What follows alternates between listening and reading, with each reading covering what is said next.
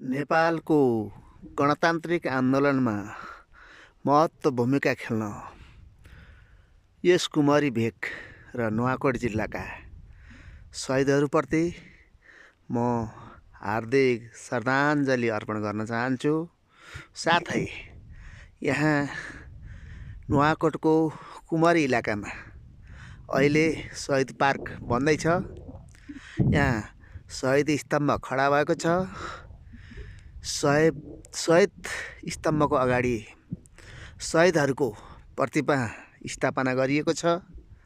यो अहिले निर्माण गर्ने क्रममा छ। हेर्नुहोस् त यहाँ कति धेरै शहीदहरू हुनुहुन्छ। यहाँ व्यवस्था फेर्नको लागि आज देशमा बहुदलीय व्यवस्था छ, गणतन्त्र छ। त्यो गणतन्त्र ल्याउनको लागि कति धेरै हाम्रो यो भेगका मान्छेहरूले योगदान गर्नुभएको थियो। या यो भेगमा आएर थुप्रै नेपालीहरूले आफ्नो आहुति दिनुभएको थियो।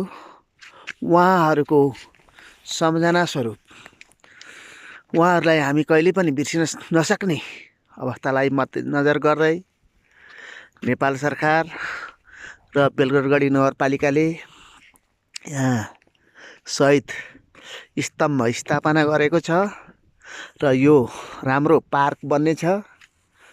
र हामी नेपालको इतिहासमा गणतन्त्र स्थापना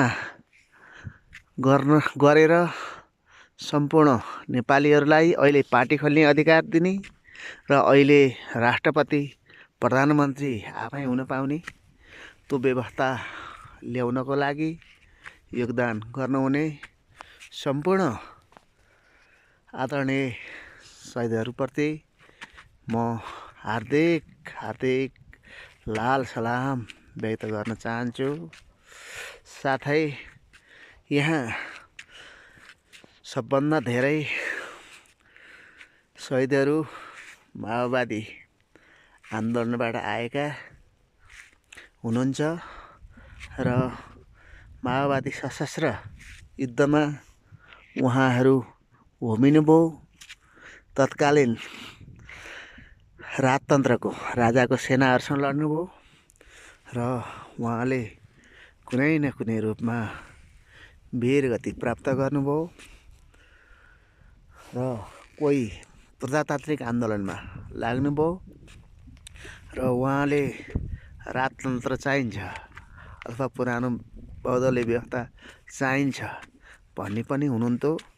उहाँहरू पनि दोहोरो सशस्त्र माओवादी र सेनाको द्वन्द्वमा पर्नुभयो। उहाँहरू पनि बित्नुभयो। यहाँ 3 जना गैर माओवादी र अन्य सबै माओवादी आन्दोलनका शहीदहरूको यहाँ फोटो छ। उहाँहरूलाई सम्पूर्णहरूप्रति मेरो तर्फबाट सलाम व्यक्त गर्न चाहन्छु र उहाँहरूको नाम म क्रमशः तपाईहरुलाई देखाउन गइरहेको छु।